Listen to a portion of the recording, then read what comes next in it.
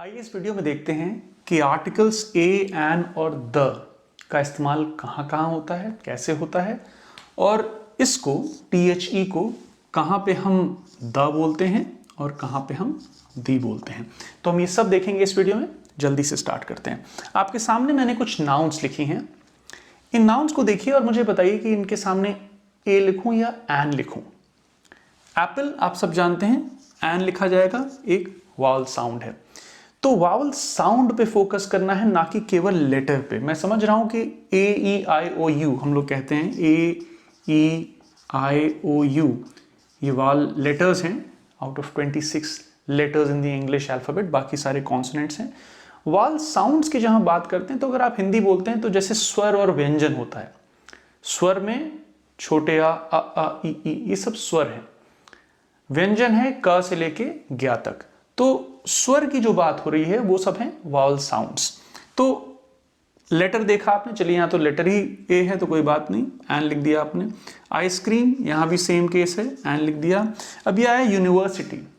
University में य की साउंड है, य, तो ये एक कॉन्सोनेंट साउंड है, इसलिए यहां पे हम लिखेंगे ए। हालांकि लेटर यू है, कोई कंफ्यूजन में सोच सकता है कि ये वाल लिखा है यहाँ पे, तो लेकिन ये साउंड वावल साउंड नहीं है, इसलिए आप इसको ए यूनिवर्सिटी बोलेंगे। ऐसे ही एक्सरे, अब कहने को तो ये एक्स लिखा है, लग सकता है कि कॉन्सोनेंट है, लेकिन साउंड अगर पहले देखें तो आ रही है ए की पहले, एक्सरे। तो जो ये साउंड है इनिशियल, वो एक वावल साउंड है, तो हम बोलेंगे एन एक्सरे। अम्ब्रेला, ये वावल साउंड है, तो यू की ये वावल साउंड है और यू की एक कॉन्सोनेंट साउंड है। An MA in English, same reason जो कि हमने एन एक्सरे में लिखा था, जो इनिशियल साउंड है एम बोलने में वो ए की आती है, एम, MA, राइट। सो एन MA, अगर हम इसको पूरा फुल फॉर्म बोलेंगे इसका, तो he is a master in master of arts in English, ऐसे बोलेंगे। तो मास्टर में क्योंकि म की साउंड आ रही है, कॉन्सोनेंट साउंड है, बट यहां एम में वाल साउंड है तो हम एन बोलेंगे। Man, he is obviously a man. तो ये तो आपने देख लिया। तो आर्टिकल्स के लिए अक्सर स्कूल कॉलेजेस में पढ़ाया जाता है कि ये नाउन्स के पहले आते हैं। अब ये काफी कंफ्यूजन पैदा कर सकता है, क्योंकि ये बिल्कुल सरासर गलत बात है कि नाउन्स के पहले आते हैं, ये नाउन्स के लिए आते हैं। अब इस बात से मतलब क्या है, यहां पे तो सब मैंने नाउन के आगे लिख दिया आर्टिकल्स ए और एन, तो आपको लग रहा है हाँ भाई ये तो सही है, नाउन के पहले आ रहे हैं। अगर मैं यहीं पे इसको लिख दूं ओल्ड मैन, ठीक है, आप इस सबको भूल जाइए, मैं लिख दूं यहां पे ओल्ड मैन, तो आप इसको बोलेंगे N old man, he is an old man. तो नाउन तो आपका ये था, नाउन के पहले तो यहां पे एडजेक्टिव लग गया, आर्टिकल आपका इसके ही पहले आया। लेकिन ये जो एन है, अब यहां पे इंपॉर्टेंट चीज है, ये यूज किया जा रहा है मैन के लिए, लेकिन ये ए या एन होगा, ये डिसाइड करेगा इसके जो सबसे पास लिखा वर्ड है ये ओल्ड, इसमें कौन सी साउंड है, इसमें वावल साउंड है या इसमें कॉन्सोनेंट साउंड है। तो ये एन ओल्ड मैन मैं कह रहा हूं क्योंकि यहां पे वावल साउंड है, तो ये एन ओल्ड मैन हो गया। अगर ये अ टॉल मैन होता तो ये अ आता, अ टॉल मैन। तो ये जो आर्टिकल लिखा है ये यूज तो मैन के लिए हो रहा है, ये टॉल के लिए नहीं हो रहा। ही इज अ टॉल नहीं बोल रहे हैं, ही इज अ मैन बोल रहे हैं, तो यूज तो इसके लिए हो रहा है, लेकिन ये ए या एन होगा, ये डिसाइड ये करेगा कि ये इसके सबसे पास का वर्ड कौन सा है। तो आप प्लीज ये ना सोचें कि आर्टिकल्स जो है ये नाउन के पहले लिखे जाते हैं, ऐसा बिल्कुल भी नहीं है। आर्टिकल्स नाउन्स के लिए लिखे जाते हैं। किन नाउन्स के लिए लिखे जाते हैं? नाउन्स जो कि सिंगुलर हैं, मैं ए और एन की बात कर रहा हूं अभी, ए और एन जो आर्टिकल्स हैं ये सिंगुलर के लिए लिखे जाते हैं और ये काउंटेबल नाउन्स के लिए लिखे जाते हैं। तो अगर आपको काउंटेबल और अनकाउंटेबल नाउन्स का कुछ डिफरेंस देखना हो तो आप मेरे नाउन का एक वीडियो मैंने डाला हुआ है, उसमें देख सकते हैं कि काउंटेबल और अनकाउंटेबल का क्या डिफरेंस है। तो ए और एन की जहां तक बात है, ये सिंगुलर और काउंटेबल नाउन्स के लिए इस्तेमाल किए जाएंगे। आपके सामने सारे सिंगुलर और काउंटेबल नाउन्स लिखे थे। तो अब आ जाते हैं हम लोग थोड़ा सा THE पे डिस्कशन कर लेते हैं, कब इसको दा बोलते हैं, कब इसको दी बोलते हैं, और फिर हम लोग देखेंगे इसको कैसे इस्तेमाल करते हैं ए एन और दा को। तो अगर मैं एक अर्नेस्ट हेमिंग्वे का एक बहुत फेमस नॉवल है, मैं लिख देता हूँ उसका नाम, और आप इसको पढ़ के बताइए कि आप इसको क्या बोलेंगे।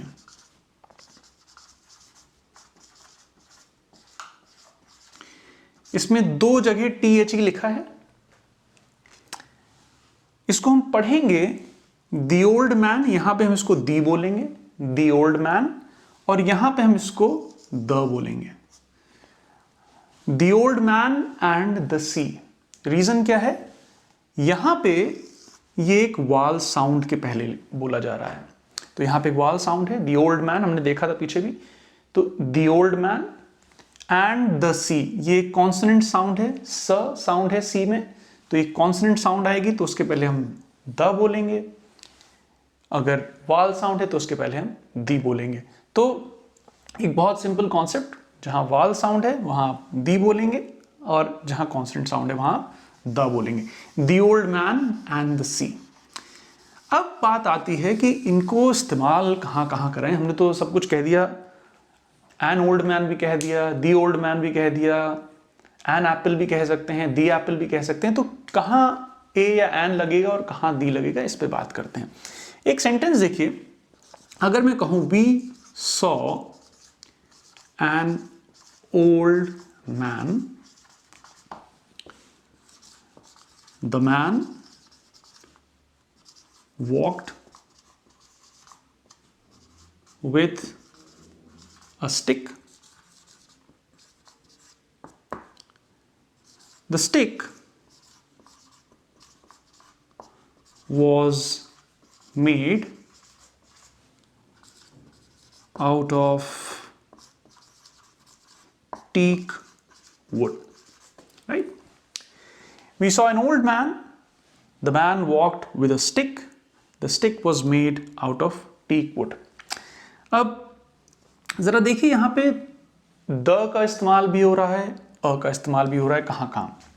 एक तो ये आर्टिकल लग रहा है, we saw an old man, यहां पे हम ओल्ड मैन को, इस इंसान को इंट्रोड्यूस कर रहे हैं पहली बार।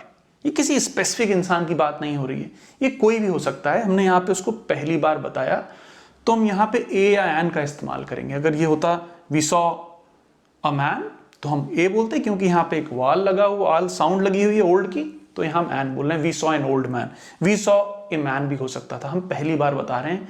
काफी अनस्पेसिफिक, इनस्पेसिफिक चीज है, इनडेफिनिट है, तो इसलिए हम इनको इनडेफिनिट आर्टिकल्स भी बोलते हैं। इनडेफिनिट आर्टिकल्स, कोई स्पेसिफिक नहीं है, कोई पक्की बात नहीं है यहां पे कौन सा आदमी है ये। We saw an old man, right. The man walked, अब हम यहां अब द बोल रहे हैं, क्यों बोल रहे हैं हम, अब हम इस इनस्पेसिफिक आदमी की बात कर रहे हैं।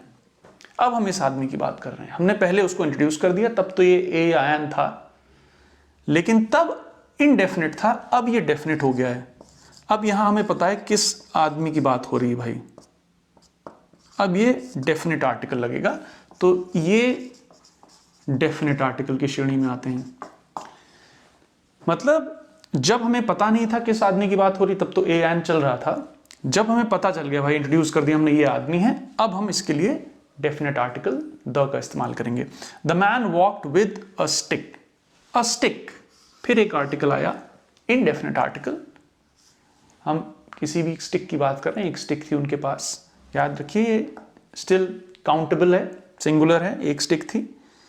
The stick was made out of teak wood, किस स्टिक की बात हो रही है, इस स्टिक की बात हो रही है, हमने जो इंट्रोड्यूस करी दूसरे सेंटेंस में, जिसके साथ वो आदमी चल रहा था। किसी भी स्टिक की बात नहीं हो रही दुनिया जहान में, ये उसी स्टिक की बात हो रही है जिस स्टिक के साथ आदमी चल रहा था। तो जब हम स्पेसिफिक चीजों की बात करते हैं, तब हम बात करेंगे डेफिनेट आर्टिकल को यूज करके।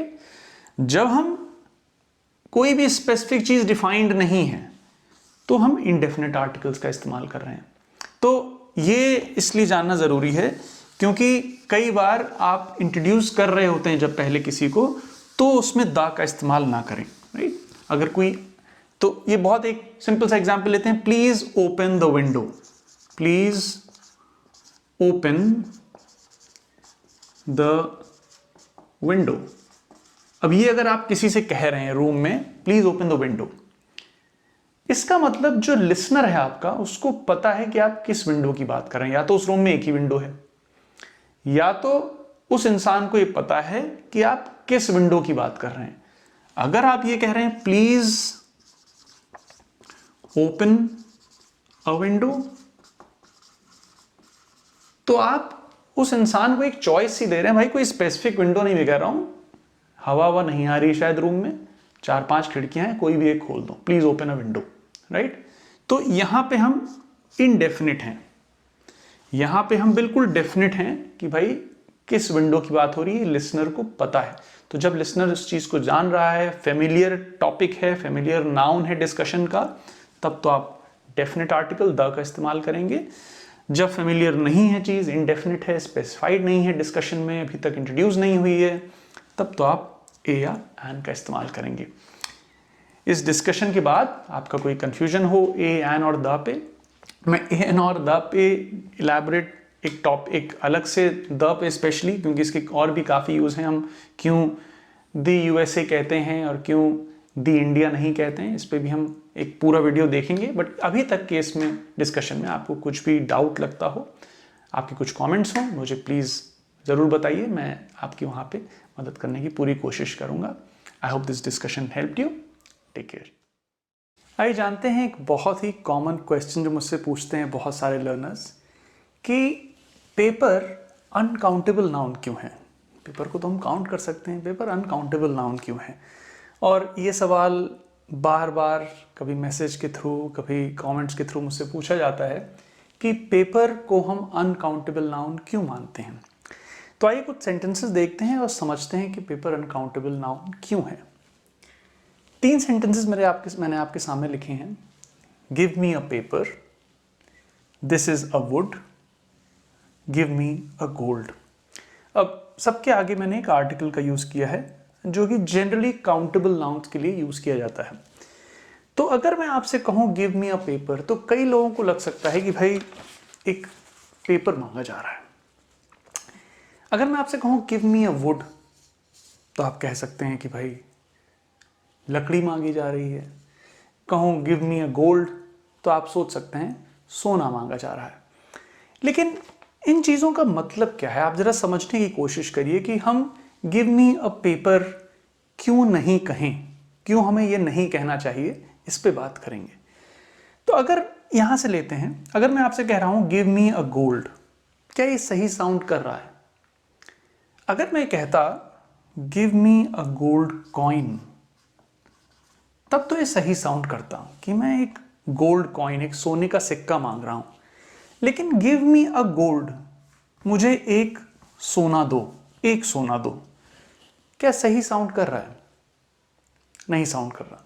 गिव मी सम गोल्ड कह सकते हैं। तो आप ये समझ सकते हैं कि गोल्ड भी अनकाउंटेबल की श्रेणी में आता है। तो give me a gold coin या give me a piece of gold, आपको कुछ लिखना पड़ेगा जिसको आप काउंट, गोल्ड कॉइन को आप काउंट कर सकते हैं।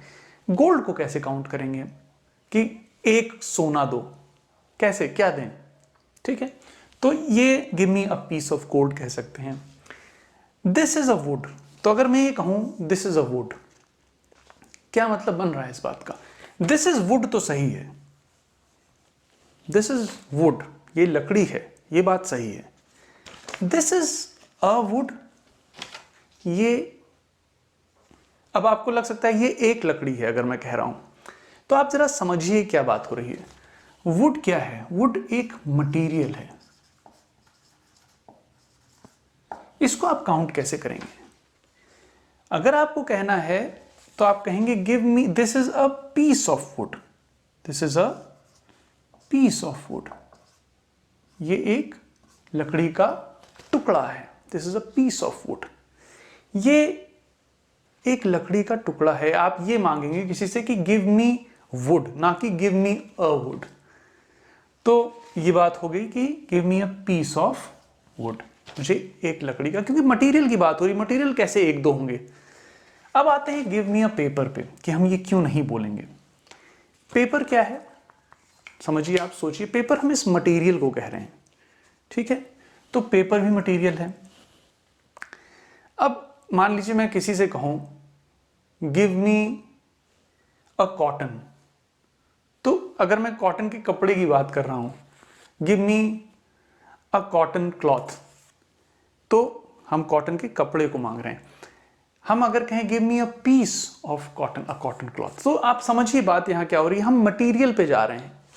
पेपर मटेरियल है।